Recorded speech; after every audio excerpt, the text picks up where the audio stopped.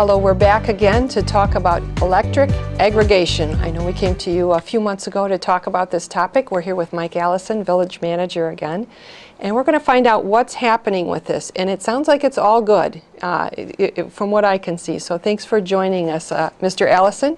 Thank you, Lynn. And let's talk about what electric aggregation is really buying power to get us some better rates for electricity here in town. And it sounds like that's moving along. Can we back up and talk to people about why this is even a possibility? Sure. It used to be in the old days, you got your power from where you got your power. Right. Things are a little different now. This is a little bit like many years ago with the telephone. The original Ma Bell, the original AT&T, going way back, where you could get long distance service and your local landline service.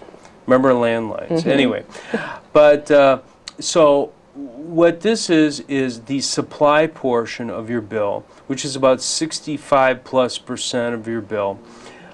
In 2010, the legislature enabled municipalities to aggregate or bring together all their residential customers, the supply part of the billing for Commonwealth Edison. So again, it's a majority of your bill, and to enable us to do that, we had to go out for referendum. Any municipality had to go out for referendum, and so we did that.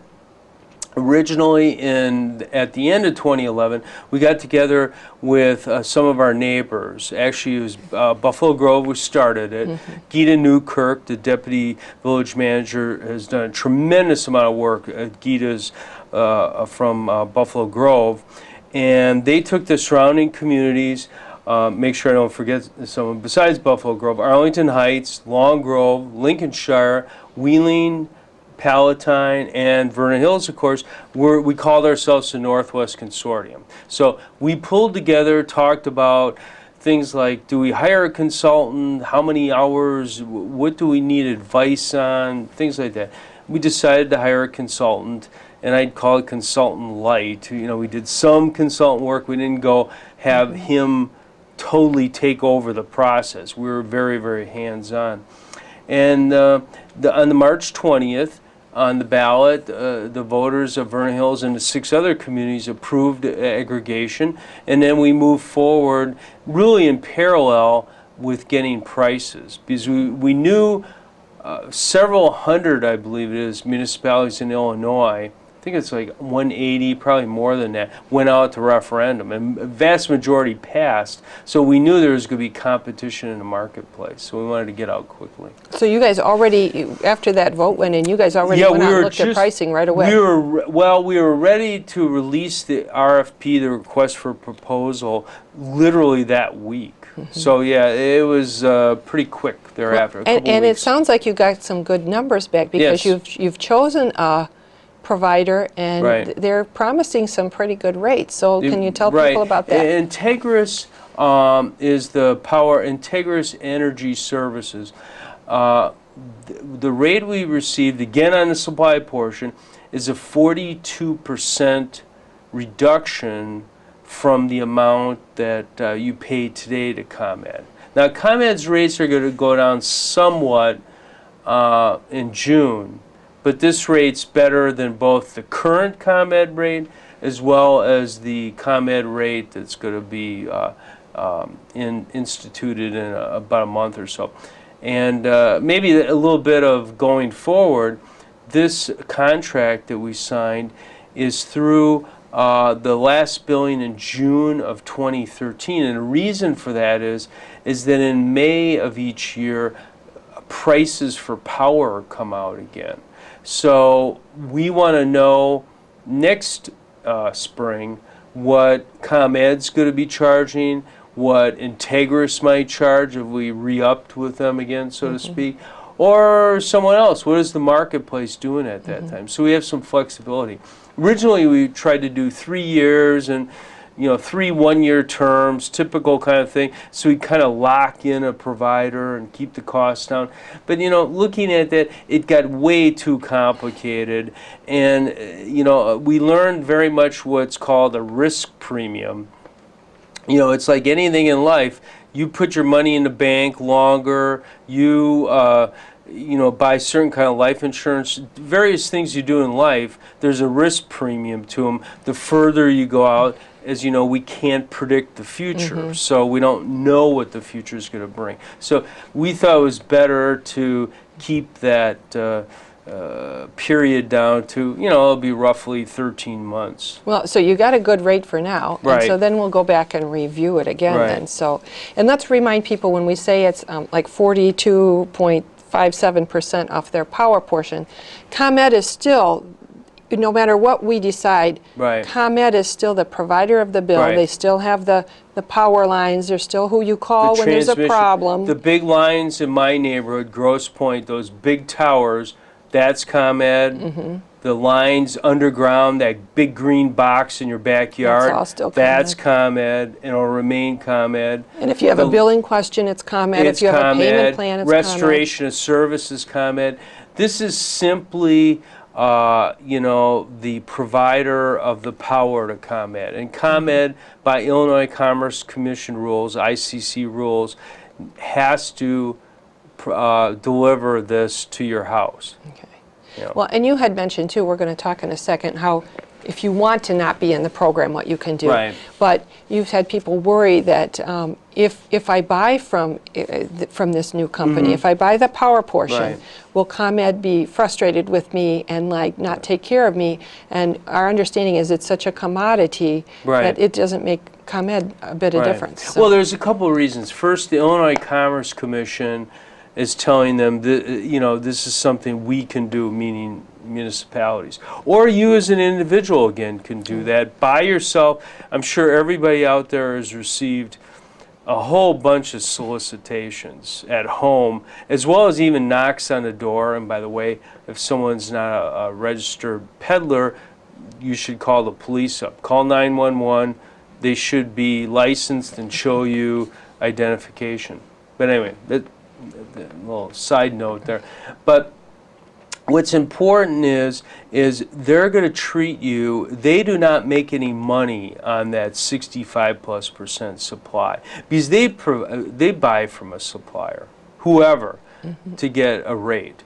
And even though now ComEd, ironically, is once again, their parent company, Exelon, is in the power generation business. They weren't for a while. I think they divested themselves and all that. But the way it works now is we buy power through whoever, a broker, or some of the bidders we receive were direct generators of power, whatever. But they really, again, don't make any money on it directly. And in each of your neighborhoods, think about it, you usually get restored in a group. You know, it isn't like you personally only have a problem. It's your neighbor next door to you, or both sides of the street, or whatever. So it might be like Integris, ComEd, 3 Integris customers, you know. So they're going to restore based on, again, priorities, and the way they look at it is the largest number they can restore. And that's how they, kind of their triage at ComEd. You know. Okay, so really there's nothing to worry about if you're Right, interested from in that this. perspective, right.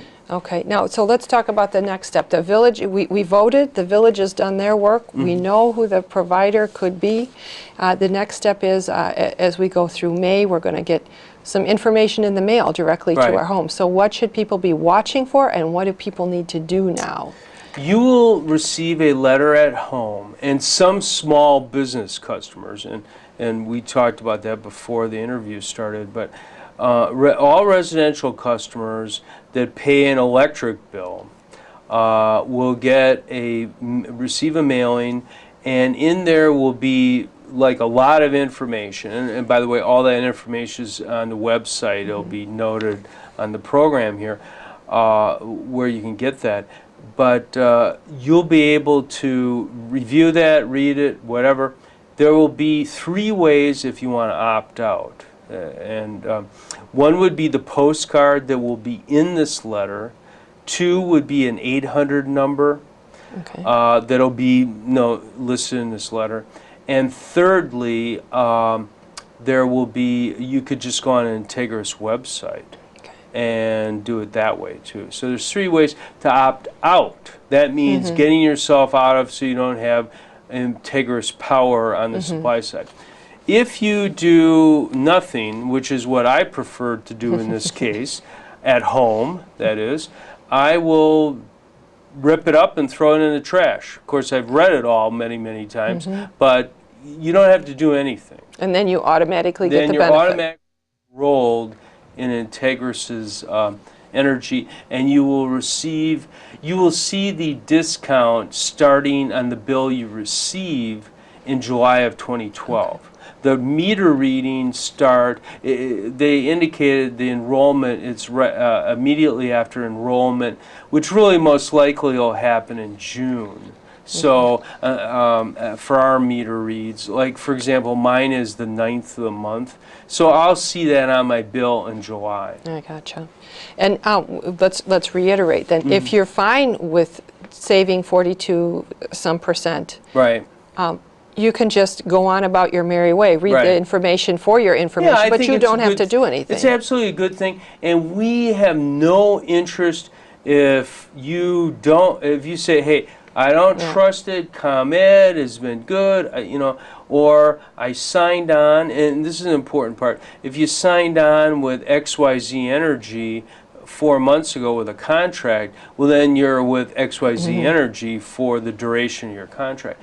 Or if it's, I've talked to a few people, if it's cancelable, you can do what you want there. If you're, say, only saving 26% or something, you can do this 42%, and Integris will help you transition. The other thing is you have to be, I think, again, it's easy. There'll be a few exceptions for people that, like for example, in the PIP program, that's for low-income people.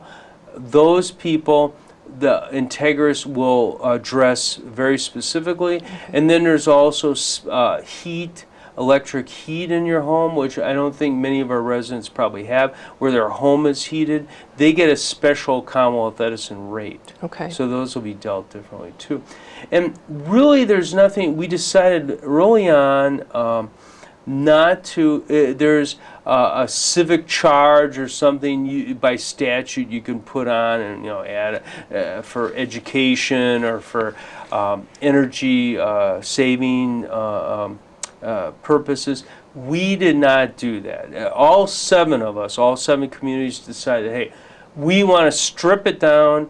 What's the lowest rate we can get for people? Not add, you know, costs and keep it, because we could have added like the consultants' fees to the fees or I'm sorry, to the charge, and then reduce the savings to people. We didn't do that either.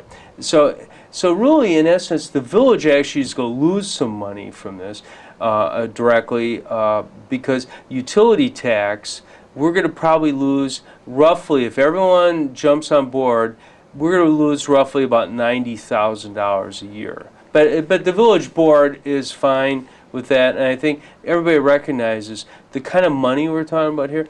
It's $1.8 million. If everybody, that's an estimate, I think it's a pretty good estimate, if everybody subscribed or stayed, you know, opted in, stayed in, that's the kind of savings. So it's a tremendous, you know, stream of money coming into the village, and that's helpful for all our residents. So that was the main, again, goal. Well, for the good of the people who live here, that's pretty awesome. So well, and I know that as these letters come out, there's going to be information in there, but you're asking people to, if they're going to opt out in particular, they need to do it by May 22nd. Because, and there's a lot more information online, including like, you know, frequently asked questions, and you can go through a lot of that material. They'll help you here at the Village Hall. They'll help you at the energy company. Will help you do all these things. Will definitely be the point people for details. You know, we obviously aren't going to know quite as much about some of the details as the energy company. And I should say this too about the 42%. I keep forgetting to mention this. That's renewable energy. 100% energy credits, renewable energy. Really? that's for. So that's really a great thing. You know, we had talked about what's the, you know, driving down the cost as much as we could. But then we thought, well, gee, you know, if there was a renewable energy component and it wasn't that expensive, or it didn't reduce that discount too much, that would be okay. And I think it reduces the discount somewhere around 2% or so. At 2% for being more green? I mean, yeah, right. And you get wind energy. And anybody who drives down to Springfield, like I do on occasion, you see those wind farms in Illinois, and you're not using fossil fuel. And, interesting, interesting. So this is what we're going to do right now. We're going to, if we need to opt out now. If you have questions, you know, follow up with it right now. This will all be revisited next year about this time. Well, we're taping on May 7th. Everybody should receive the letter this week. Okay. Because they were literally printing everything over the weekend. Okay. Integris was. So early May you should have this. If you don't get something, call the Village Hall, go online, take a look. But remember that it's like if you're okay with it, you can do nothing. And you get to be part of this. And if you do have to opt out for some reason, that's fine too. But go ahead and get that done. And as we said, there's a lot of FAQs. There's a lot of information online. You guys are available. I'm sure you've been answering questions all the while along as we've gone. But it does seem like a pretty interesting thing. So thanks for taking the time to do it. And it's very cool that we're doing it with all those other municipalities too, to get that kind of buying power. We definitely save the cost there, because the consultants, some of that would have had to be, you know, borne by one community for X number. Like we have about 9,500 households, and instead we put across 95,000 households. So, and I, you know, I should say and I know on the screen will be some of these other websites too. And I think besides that, I haven't done it myself, but I looked at the website, there's ways actually to save money. You can really compound this positively by looking at, you know, those phantom energy users in your house, like DVRs and things you keep on,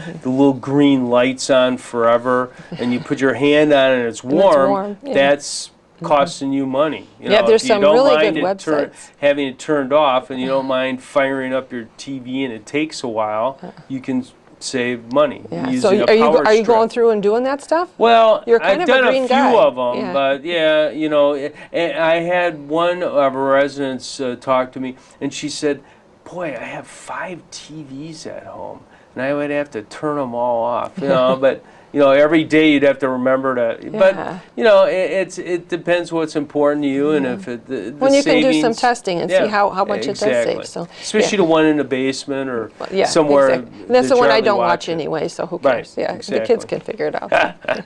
Well, that's some really good information here. So we want people to be watching their mail, paying attention, knowing this is going on. If you've got questions, now before May 22nd is really when people should get, if they do have an issue. If you want something different to happen, act by May 22nd. Okay, excellent. Thanks for taking the time. We can't wait to see those lower electricity. That sounds good. So thank you. In time for the summer, right? Oh, yeah, exactly. We can actually have AC on all summer. It'll be great. So thank you. Thank you.